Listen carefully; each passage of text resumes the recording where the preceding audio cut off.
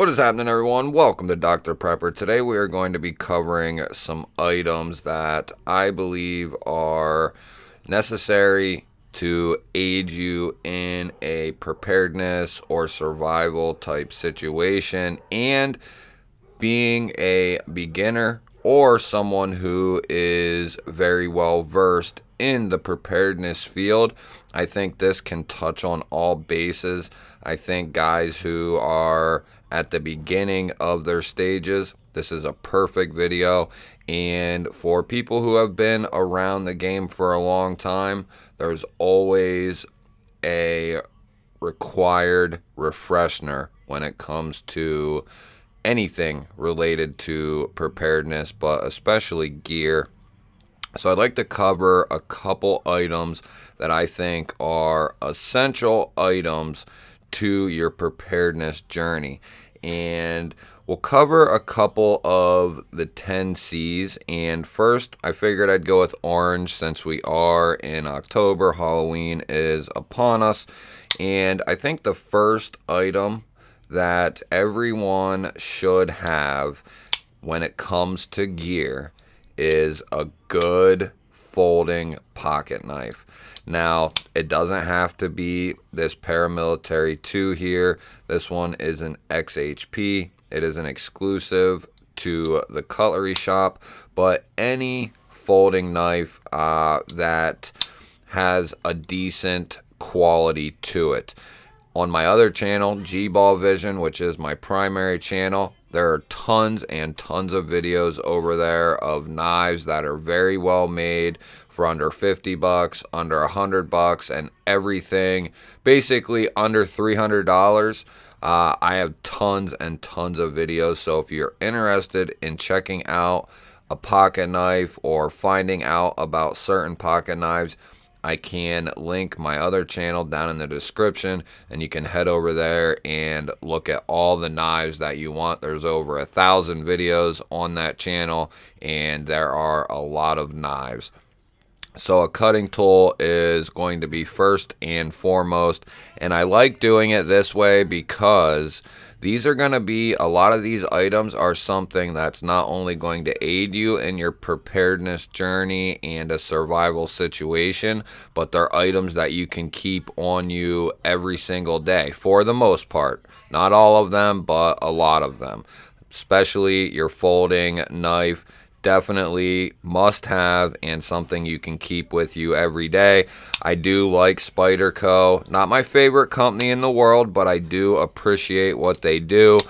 They make comfortable knives. They heat treat their steel, which is just, it is the most important thing, or one of the most important things on a knife, is how well the heat treat is done on the steel, and Spyderco does it to the highest level. They also put some of the best edges in the production world on their knives. They are extremely comfortable and extremely user-friendly. Highly recommend Spyderco, but like I said, there are a plethora of other knives that you could look at, and over on G-Ball Vision, definitely can go check some more out. And before we hop into this next one, let me know down in the comments, if you would like to, what you are working towards right now. Are you working on getting flashlights, knives, stocking food? I'd just like to hear what you guys are working on currently. And what are you doing as far as hands-on to try and get ready for certain things, whether it be getting better with a fixed blade, as in a bushcraft scenario, or working with a ferrocerium rod. Let me know down in the comments. I'd love to hear what you guys have to say. So we have our cutting utensil. Next up is going to be a combustion tool. Now, a lot of people prefer a Bic lighter. Nothing wrong with that at all. I actually prefer a Bic as well, but I also know that I need to have a backup to this Bic lighter, and in order to maintain the Bic lighter itself, you should have that housed in something that's going to protect it from the environment, from water, from sand, dirt, dust, breaking, anything like that, these Exotac fire sleeves will definitely protect your Bic lighter from getting water in it, from it getting broken, from getting debris in there, and it will also just give you a little bit more security when it comes to if you were to drop this or something like that. They have a bunch of different colors. I have no affiliation with Exotac. I just really love their stuff. They are an American made company making American made products, so I really like Exotac. You will hear me refer to their products a lot in different videos. I also threw some of their pull tabs that are fire cord, just to give me that little bit of up on, you know, if I need to start a fire, this stuff lights very easily, just a little bit of it. But I highly recommend having a lighter handy, protecting that lighter, and also backing that lighter up with either some matches, some Yuko stormproof, weatherproof matches, or a ferrocerium rod, or both. Now, not that you have to carry the ferrocerium rod. You could, definitely could. They make tons of different sizes, especially over at Exotac. Tons of different sizes and styles, so it would not be a bad idea. I keep one in my truck, and I keep one in my everyday bag, and I keep one in my bag in my truck, and then I have a bunch at my house. So I have a bunch of ferrocerium rods and all kinds of ways to start fire. It is very, very important. So on the next up on the list is going to be some sort of candling device, and I'm referring to the 10Cs. Like I said, all this stuff can be referenced. If you look up the 10Cs, it'll pop up. If you look up the roll of threes, there's all kinds of information, but a candling device such as a very well-made flashlight, which, sorry if I just blinded you, but this is the mini Javelot from Olight. This is an awesome house flashlight to use inside the house, around your house. It's a little big to be carrying on your person unless you carry it in the pouch. I think this is a little big for that. We do have plenty of other EDC size flashlights, but I highly recommend having a couple different flashlights, something that you can carry on your persons, which would be something roughly this size, maybe a little bigger, maybe a little smaller, but definitely something such as this. Now, this just takes a standard AAA battery, so that's perfect for me. I'm a huge fan of battery operated lights opposed to rechargeables. I do keep both and have both because I think there is a plus and minus to having both. But I highly recommend having something you can carry on you, and I recommend having something that you can keep for at the house, around the house, something that's really going to be very bright.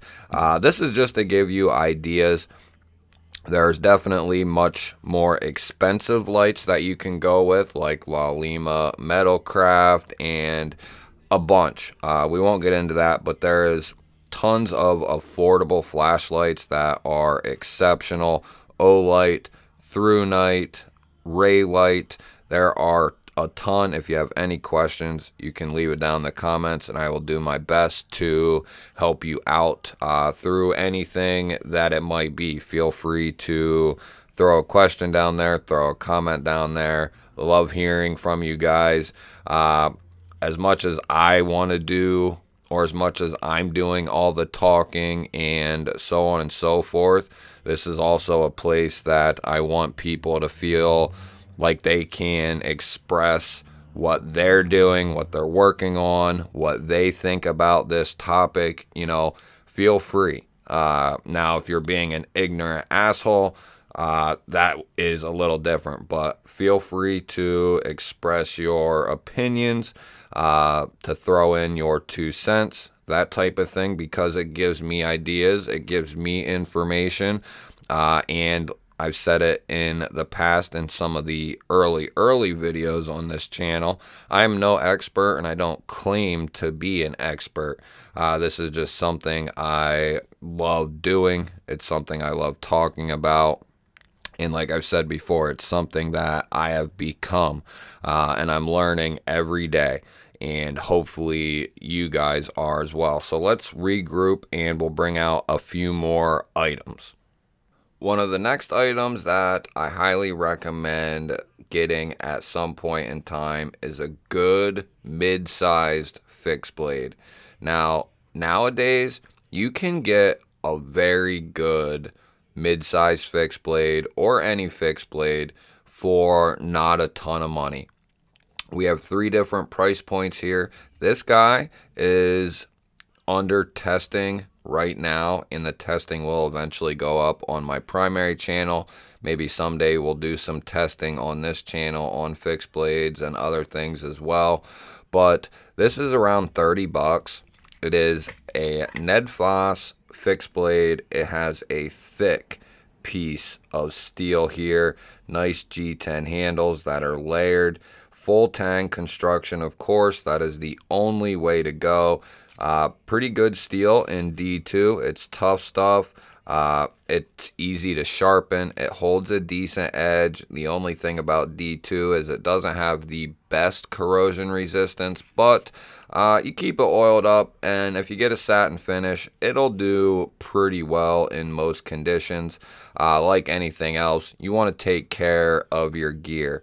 So this one is currently under testing right now. It does come with a nice Kydex sheath. It comes with a Tech Lock style of clip, and then it also comes with a ferro rod and a striker. So if you're in the beginning stages and you just need something that's decent and it's going to kill a couple birds with one stone, you're going to get a ferro rod, a decent fixed blade, you're going to get a sheath, you're going to get a clip, and you're going to get a striker.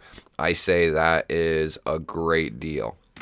If you're someone who already has some items, but you're just looking for a better mid-grade fixed blade, I wouldn't look a whole lot further than Joker knives. They are handmade in Spain, and I have quite a few of them. This has a beautiful micarta handle, nice and thick, full tang, very, very well done. This is called the Joker Montez.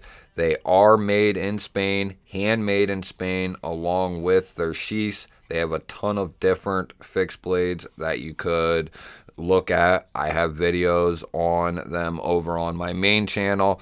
This one is coming in molybdenum 14116, which is a pretty decent steel when it comes to bushcrafting and stuff like that. I try to keep these oiled up. Do not store your fixed blades in a leather sheath for long periods of time. If you are in a humid environment, they will start to patina and rust. Ask me how I know. And if you're looking to kind of go, maybe not to the tippy top, but definitely near the top, in my opinion, Essie is a perfect place to go. They will come with a sheath. They will come with a clip, so you can carry this bad boy. The SE4 is a fantastic fixed blade.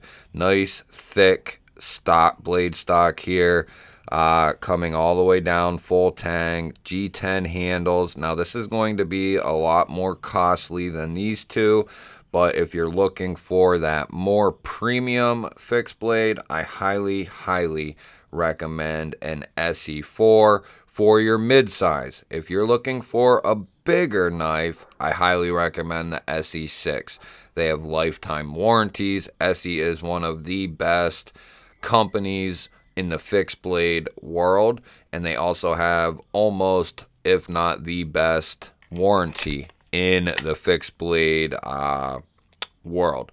There's no question about it. They make good stuff. 1095 that does have a powder coat on it. It does very, very well. I've put this one through the ringer and it still looks pretty damn good, if I might say so myself. I had somebody say something along the lines of those fixed blades don't look. I had someone the other day comment, it doesn't look like those fixed blades have been used. Well, if you take care of your stuff, you know, I'm not taking these and bashing these through cinder blocks and doing shit like that just to put wear and tear on these. If you know how to handle a knife and you know what you're doing, sure, it's going to show signs of wear just as this one does. But if you take care of your stuff, clean your stuff, oil it, maintain it, it's going to look pretty decent most of the time. And the thing with me is, I have well over 300 folding knives. I have a couple dozen fixed blades. So a lot of my stuff doesn't see a lot of wear and tear because I'm able to spread out what I'm carrying and what I'm using a lot of the time. Some stuff I use more than others, but I try to use a little bit of everything. So my stuff stays in as tippy-top shape as it can. So let's regroup and we'll cover a few more things. So we are moving on, and I think a good multi-tool is something that everyone should have. There are a ton of them out there. You can go with Leatherman, you can go with Gerber, you can go with SOG, you can go with a Victorinox. Tons of different companies out there. I have Leatherman, SOGs, Gerbers, Victorinoxes. I like them all, and I think they all have their uses. This is a Leatherman skeletal. Just kind of a basic tool, not real expensive, not real cheap either. You could always go with the Gerber suspension. Do not go with the NXT. It is a little cheaper, but it is definitely made a little cheaper as well. So the Gerber suspension is a fantastic multi-tool, but this guy here has your pliers. It gives you a driver with two different bits. There is a second bit housed in here. They are double-headed Leatherman bits. And then you have a secondary blade here, which if you are carrying this guy and you're getting into something nasty, if it's bloody, muddy, dirty, whatever, and you don't want to use your primary folder, you don't want to use your fixed blade, you have this guy here to kind of back you up. It does lock with a liner, and it has serrations for the rope, the twine that you might get into. Perfect little multi-tool to get started. Carabiner, bottle opener, kind of combo there. So this is something to look at as well. The next item is a little mini pry bar. Yes, you might not find yourself using these a ton, right? I'm a carpenter. Trust me, I have used pry bars most of my life. But these do have some semblance of uses, whether it's wedging into something, scraping something, chiseling something. These are made out of titanium. They're made out of steel. This one is titanium. It's the Vero Fulcrum. This one's a little more expensive, but it does come with bits and a bit driver. And I like this because you can put a T6 and a T8 in here, and that T6 and T8 will help maintain your multi-tool. It'll help maintain your knife. If you need to tighten up a body screw, a clip screw, your pivot screw, this bad boy will be able to handle most of those. And if you want to get real intense with it, you can get the double-sided micro bits and get a 6, 8, and a 10, and whatever else it might be, a 12, which isn't common, but a 6, 8, and 10 would be perfect. I have that set up in a different pry bar, but I think a mini pry bar comboed with a bit driver is a fantastic idea. And then some way to house all that stuff.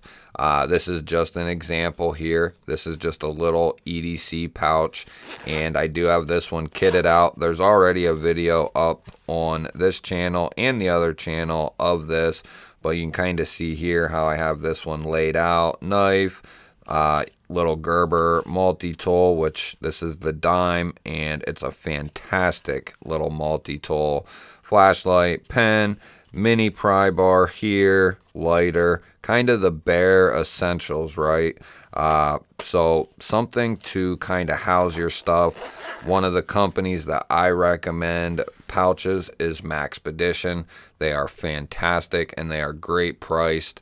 Hard to beat Maxpedition's pouches and their backpacks. I'm a huge fan of Maxpedition. No affiliation with them, but I love their stuff. Just like I love Exotac and some other things as well. But I hope that gives some people some ideas on gear to kind of get them started. That's what this is really based on and I'm hoping that guys who've been around for a long time see something, hear something that they haven't seen or heard before. You know, going back to the basics is a good thing a lot of times because you forget certain things get better, improvised on, you know, the whole shebang. So, and that's what I'm trying to cover here is from basics up through advanced, but I'd like to kind of flow around the basic level to get as many people into this as much as I can. I'm not going to be doing a whole lot of news related videos like you see a lot of these bigger prepping and survival channels doing. We might do a little bit of that, but nowhere near the scale that some of these guys are doing. I like sticking with this type of stuff, you know, gear and talking points on the gear and kind of just sticking with the basics. How-tos, you know, we don't need to talk about the doom and gloom every day, all day long. We can hear that pretty much on any other prepping channel. So, you know, I had some people that were worried about that, and that's not what we're going to do here. What you see here right now is what you are going to continue to get. I'm as honest and truthful as anyone can be. I will not tell you to snag something if I have not tested it. If it's not been carried by me and proven to me, I will not tell you to get it. If it's an item like the Ned Foss fixed blade, I will tell you it's currently undergoing testing, and I think it's going to be a good buy, which I think it will be, especially at the price point. So we have a lot to get to on this channel, and I'm truly excited to get to all of it with all of you guys. The channel's growing rapidly. We're only a couple weeks in, and we have over 10,000 views. We have tons of hours of watch time. We're almost at 300 subscribers, so things are really going quickly, and I am enjoying it, and I hope you guys are as well. If you stuck through this one with me the whole time, hit the subscribe button down below if you are not subscribed yet. Don't forget to hit the thumbs up button before you head out, and leave a comment down below. Let me know what gear you're looking at, what gear you have that was shown today. Let me know what you're working on, what you're working towards, all that sort of thing. I would love to hear it. Gives me ideas. I love y'all. Stay safe out there, and I will catch you on the next one.